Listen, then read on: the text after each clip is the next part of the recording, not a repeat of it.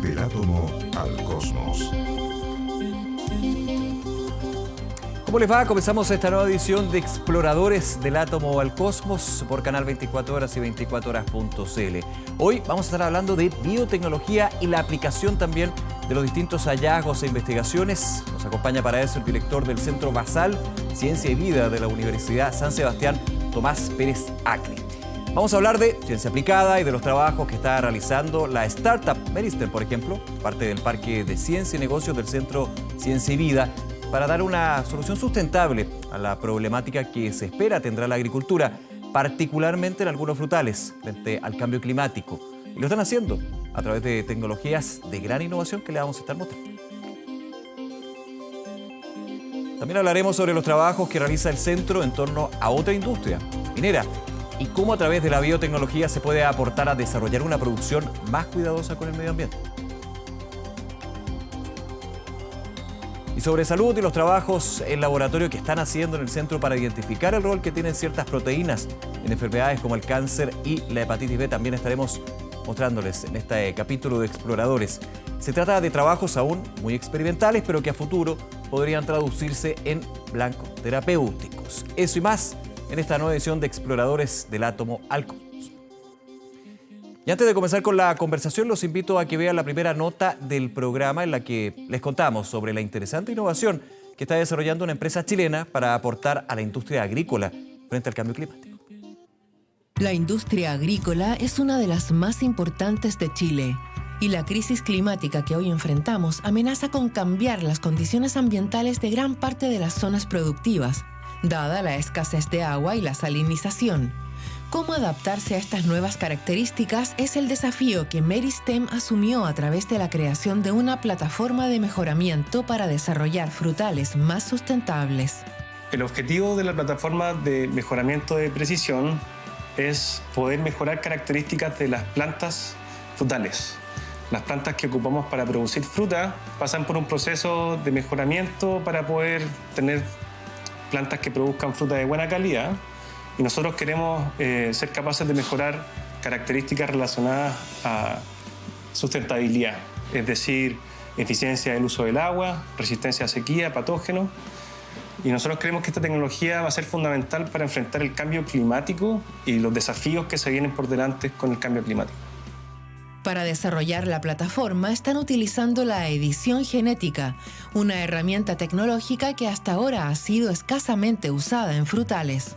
La gracia de esta tecnología es que es muy precisa, además de que no es una tecnología transgénica. Entonces lo que permite es que uno haga los cambios con una muy alta tasa de predictibilidad. Es decir, cuando yo hago un cambio, estoy seguro que ese cambio va a ser específico y que no va a afectar ninguno de los otros rasgos de las plantas, de manera de poder hacer mucho más eficiente el proceso de mejoramiento. A 2 años de la puesta en marcha del proyecto, se han conseguido importantes avances en la validación del uso de la tecnología in vitro en células de cerezo y mandarino. Los próximos desafíos que tenemos por delante es ser capaz de poder ocupar estas herramientas para producir plantas editadas y que estas plantas tengan características que las podamos demostrar que funcionan en campo. Entonces esto es un desafío porque muchas veces ocurre en biología y en genética que no está muy claro en el fondo cuál es la relación de un cambio con su efecto. Y si es que ese cambio aparte tiene otros efectos. Entonces nosotros queremos hacer que todo este proceso sea mucho más predecible, eficiente y que aparte tengamos seguridad de que cada cambio que hagamos tenga el resultado entendido. Se estima que el aumento de la población durante las próximas décadas generaría la necesidad de aumentar en 70% la producción agrícola actual. Esto no solo repercutirá en Chile, sino en otros países que desarrollan la agricultura, tanto a nivel industrial como a pequeños productores. Anticiparse a la problemática que esto podría generar es el objetivo de Meristem, desarrollando ciencia de frontera al servicio de la sociedad. Sí, vamos.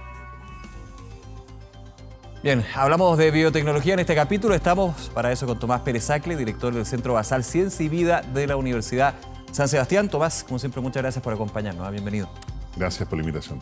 A ver, quiero primero hacer un plano general de lo que es el trabajo que ustedes han hecho y también desde desde la investigación a nivel nacional e internacional sobre biotecnología, que de hecho muchas veces la vemos como muy lejanas, pero está presente, de hecho, en los mismos temas de la pandemia, las vacunas, en lo que tiene que ver con tratamientos terapéuticos, pero aquí veamos una nota donde se aplica en distintos sectores productivos, por ejemplo, la agricultura.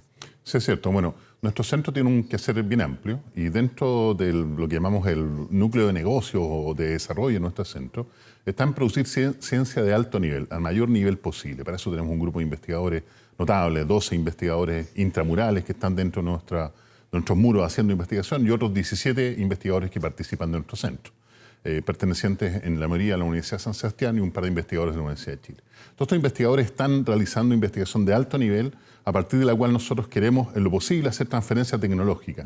¿Cómo se hace esa transferencia tecnológica? Primero detectando lo que llamamos la propiedad intelectual, el desarrollo de conocimiento, generando innovación a través de patentes, solicitudes que se hacen tanto en Chile como en el extranjero, y a partir de eso, en lo posible, tratar de crear empresas que lleven adelante este negocio de la ciencia y a partir de eso producir impacto a nivel nacional e internacional, como el caso de Meristem. Háblame un poquito de Meristem, es bien relevante porque finalmente ustedes optan por el modelo de generar una empresa que finalmente haga esta ciencia aplicada, haga esta transferencia tecnológica. ¿Por qué? Claro. Bueno, no todas las empresas pertenecen a la fundación o a nuestro centro, eso es muy importante, este es el caso de Meristem. Algunas empresas se acercan a nosotros para hacer usufructo de lo que llamamos nuestro ecosistema de ciencia y negocio. Esto a través de alianzas, ¿no? A través de alianzas. Ellos participan, en el caso de Meristem, de nuestro parque de ciencia y negocio.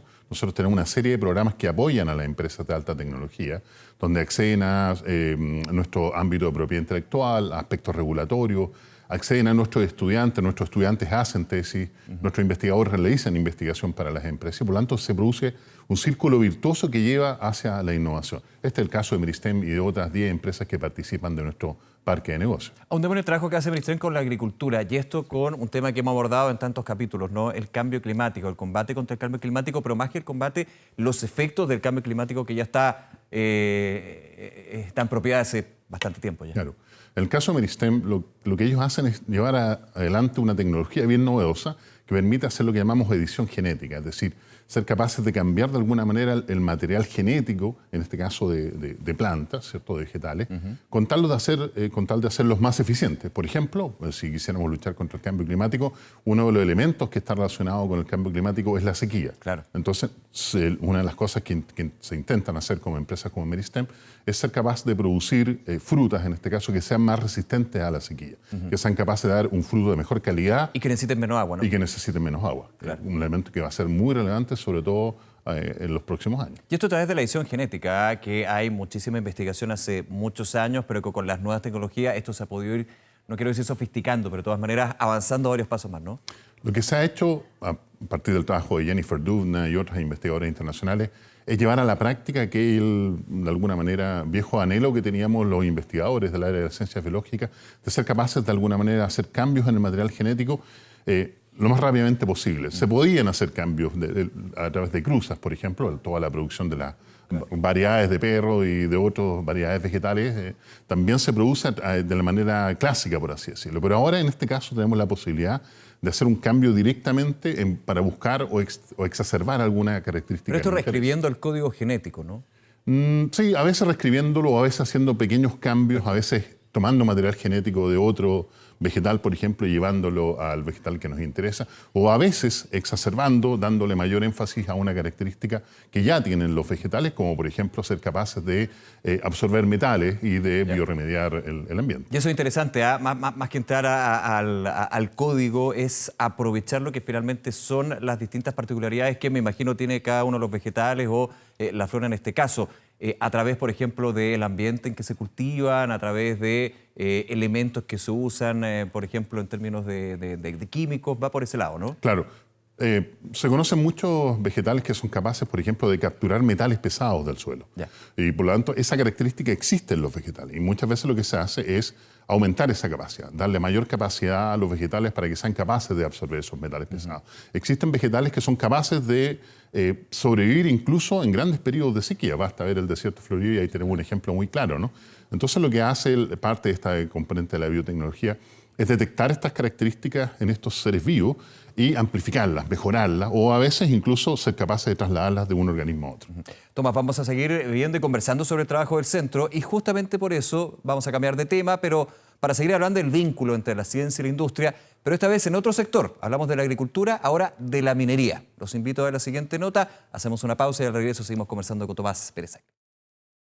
Estudiar comunidades de microorganismos extremos que están asociados a procesos biotecnológicos en la industria minera es el objetivo que un laboratorio de la Fundación Ciencia y Vida se propuso hace 15 años, con el objetivo de aportar al desarrollo de la biominería y al cuidado del medio ambiente. La biominería se ocupa en el procesamiento de minerales de baja ley metálica, también para el procesamiento de minerales en lugares remotos y hoy en día también se ocupa para la minería in situ. Eso significa a través de fracturas en la corteza, el procesamiento en profundidad, mediado por la inyección de líquidos acídicos con inóculos bacterianos. El beneficio es básicamente que todos estos tipos de yacimientos minerales o de recursos son difíciles de procesar a través de la minería tradicional, que es sumamente contaminante y solamente tiene sentido cuando el beneficio de recuperación es alto. Los primeros años desarrollaron sus investigaciones en ambientes industriales mineros, pero en 2017 se trasladaron a un modelo Natura, el volcán Copahue, en la región del Biobío. Este tiene condiciones que emulan variados entornos de la minería y alberga comunidades de microorganismos de interés para algunos de los procesos industriales. Esto no solo les ha permitido avanzar con sus estudios, sino además hacer nuevos hallazgos. Como parte de los estudios que llevamos a cabo en el volcán Copahue, caracterizamos las comunidades asociadas a estos distintos ambientes. Y en ese proceso, además de las cosas que sabemos que vamos a buscar, sucede que a veces encontramos cosas novedosas. Tuvimos en este sentido el hallazgo de un nuevo género que tiene potencial interés para la minería por algunas de sus características fisiológicas. Estos microorganismos que identificamos tienen características diferentes en comparación de otros de su clase.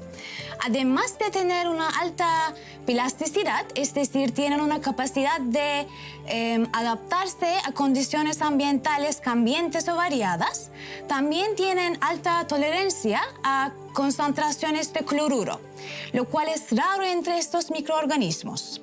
¿Y por qué es importante? Porque el cloruro se emplea en la lixiviación para aumentar la eficiencia de recuperación de metales de interés desde minerales difíciles de disolver, pero resulta tóxico para la mayoría de los microorganismos. Por lo tanto, la tolerancia a altas concentraciones de cloruro es una característica de interés en microorganismos biolixiviantes. Y eso también sustenta la opción de utilizar agua del mar en procesos hidrometalúrgicos. En la Fundación Ciencia y Vida están enfocados a seguir comprendiendo estas comunidades y así conseguir nuevas aplicaciones para la biominería. Y no solo eso, hay otra área de la ciencia que han puesto sus ojos en estos microorganismos de ambientes extremos, la astrobiología, pues los espacios inhóspitos en los que habitan tienen características similares a las que hay en otros planetas y satélites y podrían ayudar a descifrar el gran misterio sobre la existencia de vida fuera de la Tierra.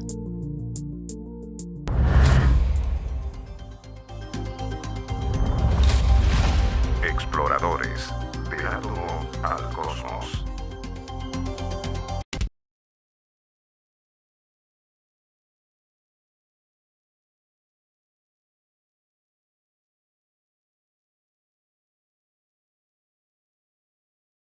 Pérez Acle, director del Centro Basal Ciencia y Vida. Tomás, estábamos viendo la nota al principio de agricultura, ahora minería. Cuéntanos y profundicemos un poquito en cómo la biotecnología puede aportar a una industria tan importante como es esta en nuestro país. Por supuesto. Algo que hay que entender es que la vida está presente en todos los ambientes que tenemos en el planeta. Claro, porque era más evidente, digamos, cuando hablamos de agricultura, pero aquí estamos hablando de minerales. Y esos minerales también hay vida, claro. Hay microorganismos. que son capaces, entre otras cosas, de descomponer, y voy a usar una palabra que quizás no se entiende muy bien, cómo alguien va a descomponer una roca o un mineral. Efectivamente son capaces de nutrirse, generar alimento a partir de pequeños pedacitos de las rocas y liberar como excremento o como desechos, cosas que eventualmente pueden ser útiles, como el caso del cobre. Estos minerales, los cuales la doctora Guatín está trabajando en su laboratorio, son minerales que tienen una baja ley de cobre, pero están inmersos en una estructura de una roca y que tiene otros minerales que las bacterias son capaces de utilizar para generar nutrientes y a partir de esos nutrientes mantenerse, ¿no? Mantener la vida de estas bacterias. Pero producir como desecho componentes que, entre otras cosas, van liberando cobre de a poco. Entonces nos enfrentamos a un proceso que en general se denomina biolixiviación. La biolixiviación, que es un proceso que se ha usado desde hace un buen tiempo en la minería, pero que se ha ido también integrando de mejor manera para poder utilizar en toda su totalidad lo que pueden ser las rocas, ¿no? Claro, pero para eso hay que primero entender cuáles son los microorganismos y las comunidades que funcionan. Claro, si no lo entendemos no lo vamos a poder lograr, ¿no? Y la gracia de lo que hace la doctora Guatín en su laboratorio es entender la comunidad de microorganismos que están ahí interactuando unos con otros, porque no solamente un microorganismo, se trata de múltiples microorganismos que están interactuando, que básicamente generan una, y aquí voy a decir algo que quizás no es correcto, una especie de gran organismo, un conjunto de organismos que están interactuando. Un gran sistema, un ecosistema microbiano que es capaz de producir este elemento que a nosotros nos interesa, que es el cobre, en este caso, sacando energía de los minerales. Claro, se hace más eficiente lo que puede ser la producción, pero me imagino también que se va abriendo lo que son aplicaciones para otros puntos, ¿no? En términos, por ejemplo, de esta biolixiviación que estábamos comentando. No solamente biolixiviación, existe otro componente muy interesante que es la bioremediación. Ahora, ¿cómo utilizamos estos microorganismos ahora para extraer, lo que decíamos en el bloque anterior, metales pesados, por ejemplo, del ambiente, para ser capaces de degradar elementos que contaminan como el plástico o como otros elementos? Y por lo tanto, lo interesante ahí nuevamente es cómo las comunidades de microorganismos están interactuando unas con otras para producir este elemento que nos interesa destacar desde el punto de vista de la biotecnología. Ahora, te hago la pregunta desde la experiencia de Ciencia y Vida, ¿cómo nacen este tipo de ideas? Y encontrar también esa instancia para poder ir explorando, investigando y finalmente obteniendo estas soluciones y haciendo ciencia aplicada, que es clave acá.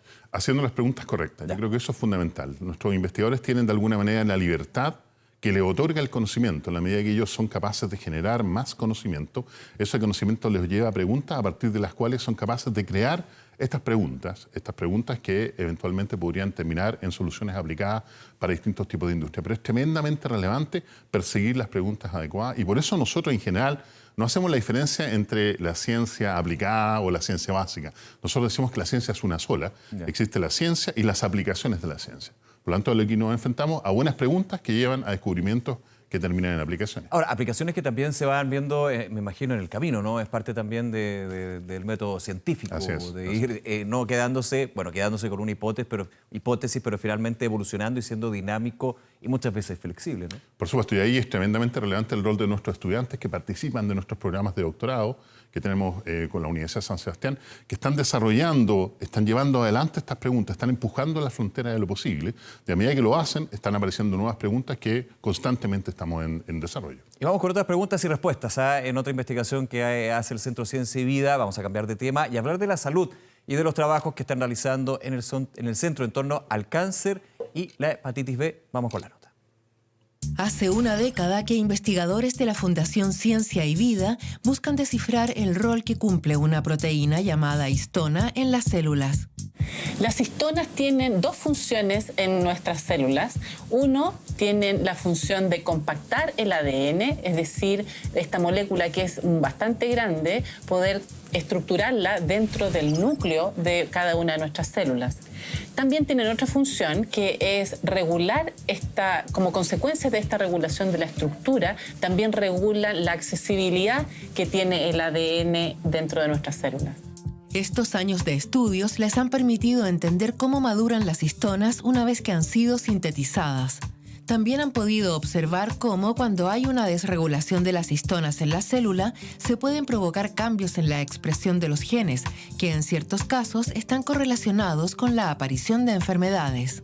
Investigaciones de otros laboratorios demostraron que existen mutaciones en las histonas y estas mutaciones están asociadas a cáncer. Entonces, nosotros estamos estudiando, investigando estas mutaciones y cómo estas afectan las vías que nosotros estudiamos, que son el procesamiento temprano de las histonas. Por otra parte, estamos haciendo una colaboración con el laboratorio del doctor Álvaro Yatzer en Fundación Ciencia y Vida y estamos investigando a una de las proteínas que se asocian con las histonas, que participan en esta maduración de las histonas, y estamos viendo el rol de esta proteína en melanoma, porque nuestras investigaciones sugieren que esta proteína está asociada con inestabilidad cromosómica. Otra de las investigaciones que realizan en el laboratorio están enfocadas en el virus de la hepatitis B. Tenemos una colaboración con Rodrigo Villanueva, virólogo, desde hace bastantes años, y estamos investigando la hepatitis B porque este es un virus de DNA que se asocia a proteínas celulares, y una de estas proteínas son las histonas, y la asociación de estas histonas con el genoma viral, que es ADN, regula todos los procesos que tiene el virus.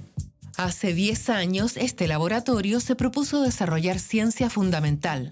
Sin embargo, hoy los 2 estudios que están llevando a cabo podrían tener como resultado el hallazgo de blancos terapéuticos para ambas patologías, dando un paso hacia la ciencia aplicada con miras a responder problemáticas de salud pública. Nuestro laboratorio realiza investigación fundamental en el área de la regulación de la expresión génica. Y esto quiere decir que nosotros estamos interesados en entender los mecanismos moleculares que explican estas reacciones. La importancia de esto es que la investigación es como la construcción de un edificio, y este edificio parte de cimientos, y lo que nosotros hacemos entonces es generar los cimientos para continuar generando o construyendo este edificio.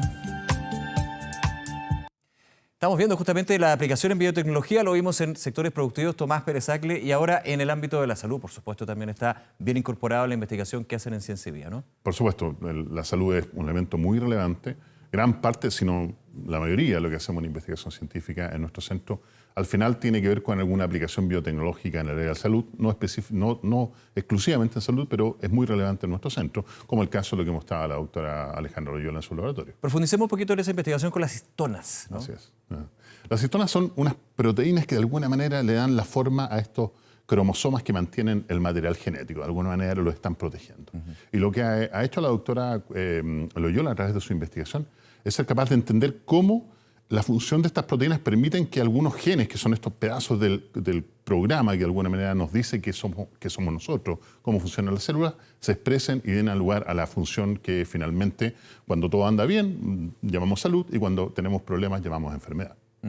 Y es interesante ese concepto, entender cómo funciona. Así es. O sea, esto es clave, digamos, en el proceso que ustedes realizan y de otros centros que han llegado también a este programa, en términos de entender el origen y, por sobre todo, poder trabajar en base a eso. Es fundamental. Ese es la primera gran pregunta. Es la primera gran pregunta, como tú dices. Ese es el conocimiento fundamental que nos lleva a la aplicación. Si nosotros no entendemos cómo funciona, por ejemplo, una proteína histona, malamente vamos a entender cómo, por ejemplo, un virus como la hepatitis C, que es capaz de quedarse en nuestras células formando una especie de mini cromosoma, finalmente vamos a poder atacarlo, porque si no entendemos cómo funcionan estas proteínas histonas, malamente entendemos cómo este virus se queda metido en nuestras células, y por lo tanto, si no lo entendemos, no lo podemos atacar. Y ese conocimiento puede evolucionar a aplicaciones, lo hemos estado comentando en el programa. Obviamente los tiempos aquí y los procesos también son bastante largos, ¿no? Por supuesto, estas no son aplicaciones pensando en terapia en este caso. Claro, no son aplicaciones que de aquí a 1 año, 2 años van a terminar en algún resultado.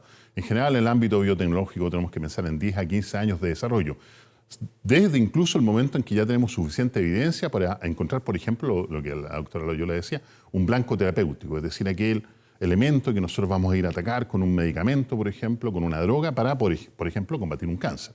Desde ese minuto estamos hablando recién de 10 años. Por lo tanto, desde la investigación más fundamental, que es lo que hacemos en general en la Fundación, podríamos incluso hablar de 15 o 20 años, ¿no? Hasta llegar a aprobaciones de organismos internacionales, por ejemplo, la FDA. Claro, por eso hablamos de 10 años, ¿no? Desde que nosotros empezamos con los estudios preclínicos, tenemos que después ir a las etapas clínicas, 1, 2 y 3, y en general todo ese proceso va a ser del orden de 10 años y $1.000 millones. Claro, un tema de recursos también es súper relevante. Súper fundamental. Claro. Tomás Pérez Acle, muchísimas gracias por acompañarnos, por contarnos lo que están haciendo en el centro y todo el éxito por delante. Muchas gracias. Que te vaya muy bien. Y a ustedes, como siempre, gracias por acompañarnos aquí en Exploradores. Recordarle que todos nuestros capítulos, los centros, fundaciones, la academia también que ha participado aquí en el programa durante todas nuestras temporadas, lo pueden encontrar en 24horas.cl y a través de nuestras redes sociales de Exploradores 2022. Que les vaya muy bien y estamos, por supuesto, encontrándonos en un nuevo programa. Cuídense, chao.